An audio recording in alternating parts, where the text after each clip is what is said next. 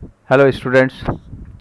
So guys, today we are going to read about chemistry's third chapter, carbon and its compound. So guys, what is carbon? Carbon is an element.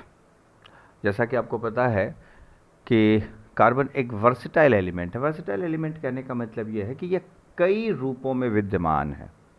यह कई चीज़ों इसके कई nature आपको देखने को मिलेंगे। यह कई अलग अलग एटम के साथ यह जो है ज्वाइन कर सकता है, कंपाउंड बना सकता है मिल करके। और कार्बन जो हमारे नेचर में पाया जाता है, मिनरल फॉर्म में यह लगभग 0.2% के रूप में पाया जाता है और 3% के अबाउट ये कार्बन डाइऑक्साइड के रूप में पाया जाता है, 0.03%। तो हमारे जो एयर में जो कार्बन की मौजूदगी है यानी CO2 के रूप में वो 0.03% है। And the all living structure are carbon based. जितने भी लिविंग स्ट्रक्चर होते हैं वो कार्बन बेस्ड होते हैं। कहने का मतलब यह है कि जितने भी लिविंग थिंग्स होते हैं उसमें कार्बन पाया जाता है। ये उसका एक फंडामेंटल कैरेक्टरिस्टिक्स है। तो कार्बन के बहुत सारे नेचर के बारे में अगर हम बात करें तो now here it is given the atomic number of carbon is 6 and it's electronic configuration is 2,4। Carbon का एटॉमिक नंबर होता है 6 और इसकी इलेक्ट्रॉनिक कन्फिग्रेशन होती है 2,4। तो इलेक्ट्रॉनिक कन्फिग्रेशन के आधार पर हम देख सकते हैं कि इसके आउटर मोस्ट ऑर्बिट में 4 इलेक्ट्रॉन होते हैं और इसे ऑक्टेट पूरा करने के लिए फिर चाहिए होता 4 इलेक्ट्रॉन। वैसे 4 इलेक्ट्रॉन को गेन करना और 4 इलेक्ट्रॉन को लूज़ करना यह दोनों ही टिपिकल टास्क है, और क्योंकि इसके लिए बहुत अधिक ऊर्जा की आवश्यकता होगी, चाहे उसे गेन करना हो 4 इलेक्ट्रॉन या फिर 4 इलेक्ट्रॉन को लूज करना हो। So carbon attains the noble gas configuration by sharing it's valence electron with other atoms. तो कार्बन नोबल गैस की स्टेबिलिटी, नोबल गैस के कन्फिग्रेशन को प्राप्त करने के लिए अपने जो वैलेंस इलेक्ट्रॉन है उसके साथ शेयरिंग करते हैं दूसरे एटम के इलेक्ट्रॉन के साथ, और इस म्यूचुअल शेयरिंग ऑफ इलेक्ट्रॉन को हम लोग कहते हैं covalent bonding. So atoms of other elements यानी कि जैसे हाइड्रोजन हो गए, ऑक्सीजन हो गया, नाइट्रोजन हो गया, क्लोरीन, ये सभी भी कार्बन की तरह ही प्रॉपर्टी शो करते हैं यानी कोवेलेंट बॉन्डिंग बनाते हैं यानी शेयरिंग ऑफ इलेक्ट्रॉन के द्वारा।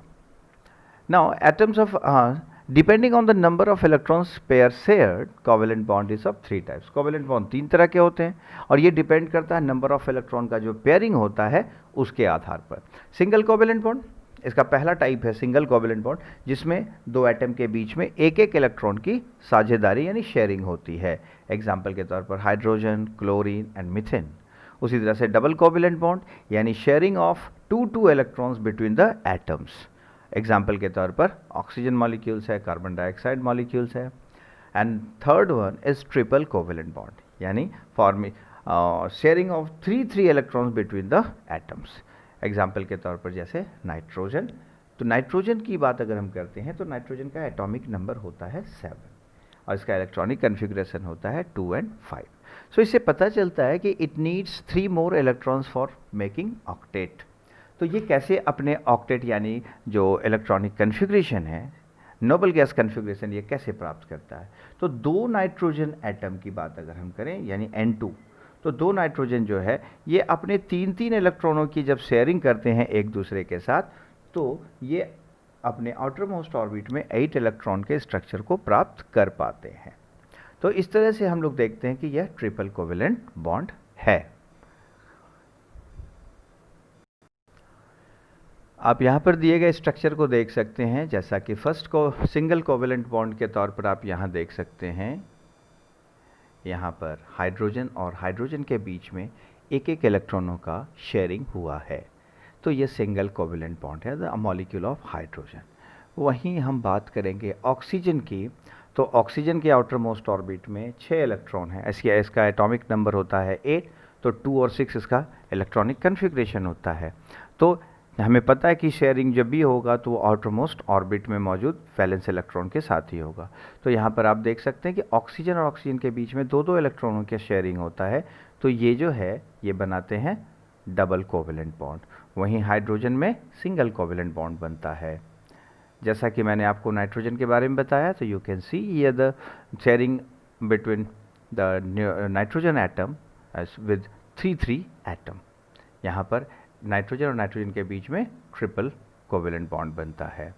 नाउ अगर हम बात करें कि कोवेलेंट बॉन्ड की प्रॉपर्टीज़ क्या क्या होती है, तो सबसे पहली बात हमें देखना है covalent bonded molecules have low melting point and boiling point.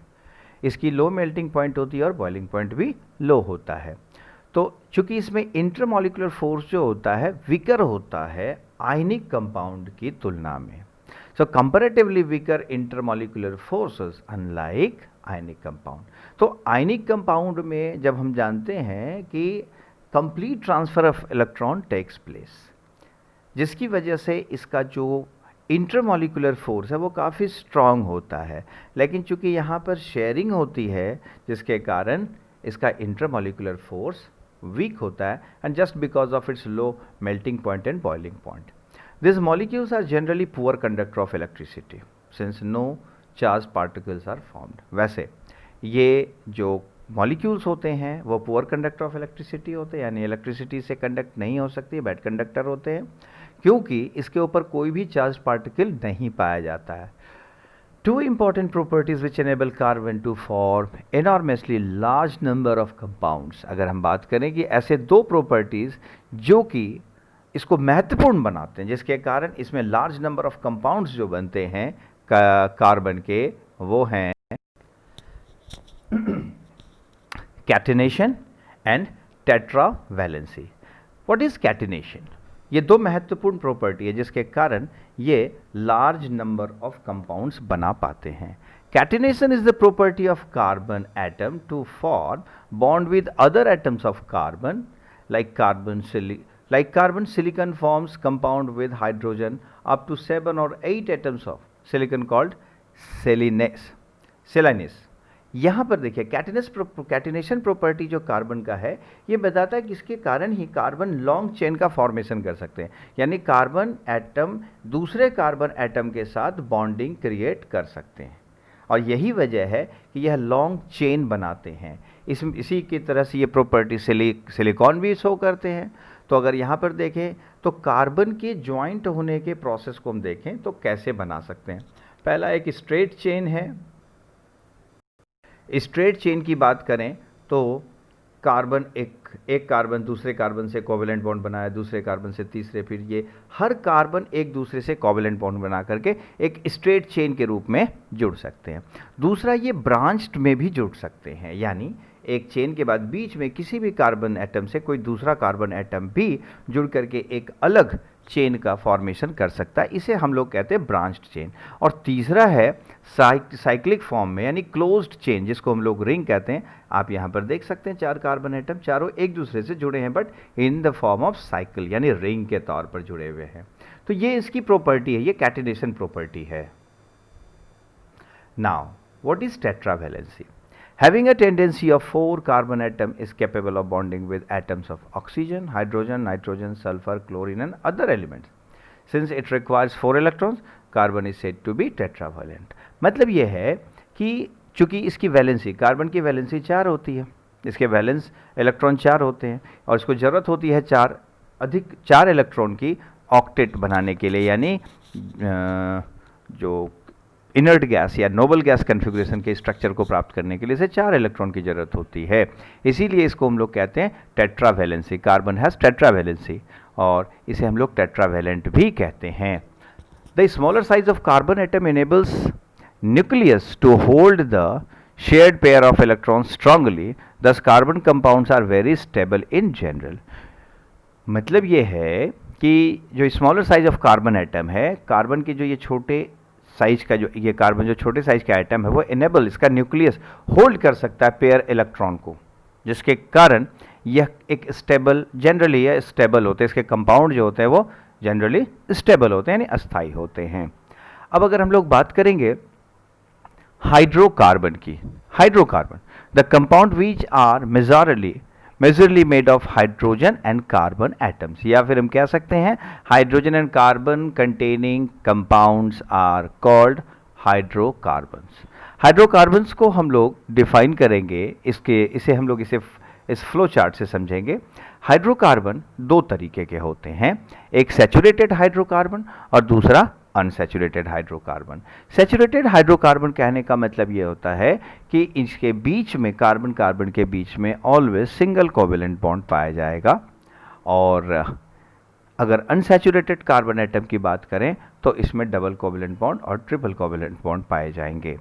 तो सैचुरेटेड हाइड्रोकार्बन के तहत हम लोग पढ़ेंगे जो इसका ग्रुप है वो है एल्केन, ALKANES, एल्केन्स।